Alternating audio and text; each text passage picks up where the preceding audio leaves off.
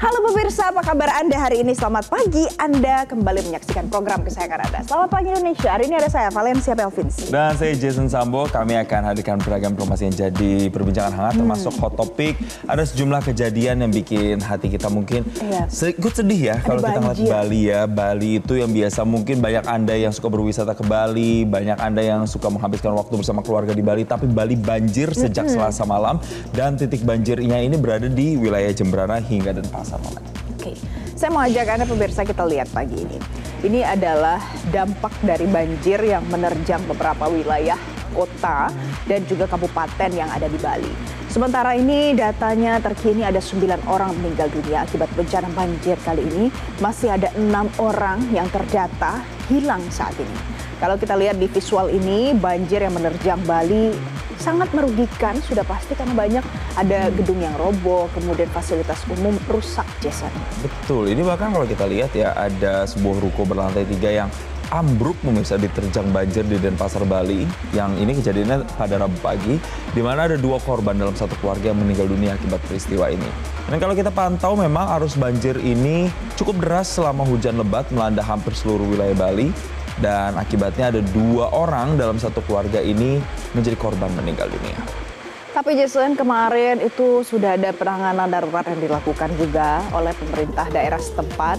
Kemudian sudah ada proses evakuasi yang dilakukan di sana terkait dengan dampak dari banjir ini. Bahkan Gubernur Bali Iwayan Koster meminta Wali Kota Denpasar I Gusti Ngurah Jaya Negara untuk segera mendata seberapa besar kerugian warga, terutama di Pasar Badung, dan juga ada 2 bangunan toko kain yang terimbas banjir di pesisir Tukat, Bandung.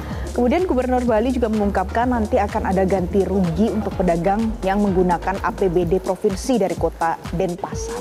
Ya, jadi memang ada penjaminan begitu ya, nanti akan dibantu oleh pemerintah provinsi dan juga pemerintah kota di sana. Tapi untuk mempercepat penanganan banjir di Bali, memang pemerintah pusat nampaknya harus dilibatkan ini. Dan cara yang dilakukan adalah dengan menetapkan status darurat bencana banjir selama sepekan. Tapi yang jelas kita sama-sama berdoa supaya Bali ini kondisinya pulih. Setidaknya tidak hujan lagi karena memang beberapa jalan sampai lumpuh. Bahkan jalan-jalan yang biasa di Denpasar yang dilewati oleh para warga di sana. Tapi ini nggak semua daerah di Bali ya. Tetap ada aktivitas seperti biasa. Bali jadi pusat pariwisata, tapi beberapa daerah memang banjir pemirsa. Nah, sama seperti yang satu ini, ada beberapa yang sudah mundur dan kemarin sekarang mengejutkan banget nih. Ada politikus Partai Gerindra yang juga keponakan Presiden Prabowo Subianto, Rahayu Saraswati, pemirsa, kenal?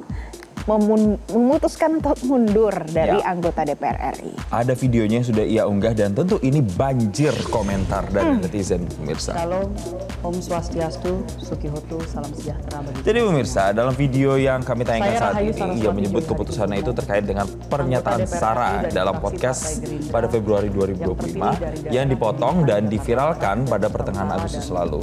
Saat itu memang Sarah ingin mendorong entrepreneurship terutama di zaman transformasi digital yang membuka peluang seluas-luasnya di dunia ekonomi kreatif. Jadi ia mengaku paham bahwa kata-katanya telah menyakiti banyak pihak, terutama yang saat ini masih berjuang untuk menghidupi keluarga mereka, bahkan untuk masih bisa bertahan hidup. Sarah juga mengucapkan permintaan maafnya, kemudian juga berterima kasih untuk masyarakat yang sudah memilihnya pada saat pemilu 2024.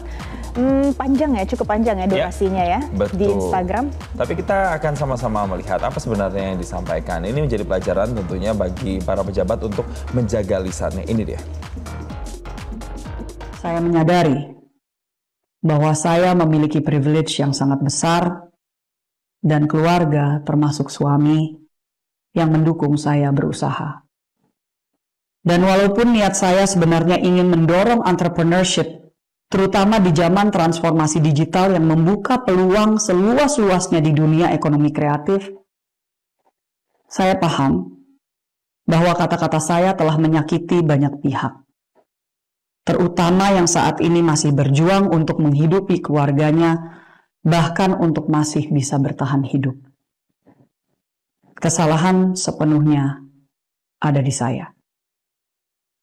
Oleh sebab itu, melalui pesan ini, saya ucapkan permohonan maaf yang sebesar-besarnya atas ucapan dan kesalahan saya.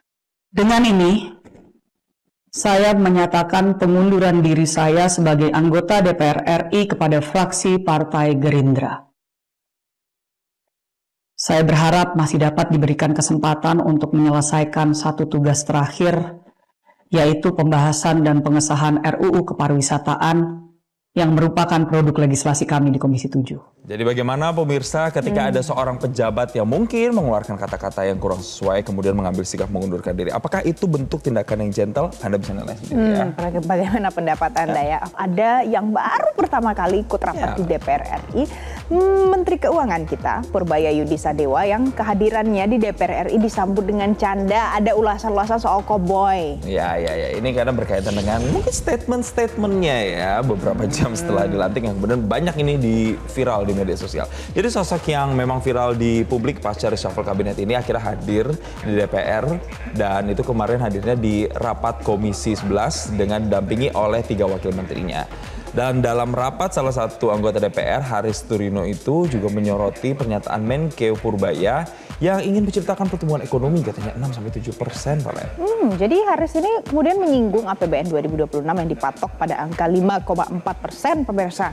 Nah, Menteri Keuangan Purbaya berjanji tidak lagi bersikap koboi katanya. Ia mengungkapkan akan lebih hati-hati saat memberikan pernyataan. Kemarin itu juga sempat ada yang saling sindir gitu. Ada anggota komisi berapa tadi 11 yang ya. menyinggung kalau boleh koboi yang penting ada isinya. Betul. Tapi yang jelas adalah walaupun pernyataannya gayanya bisa macam-macam, tapi yang penting harus punya empati. Jangan sampai nir empati. Kita lihat lagi pernyataan dari Menteri Keuangan Purbaya Yudi Sadewa berikutnya.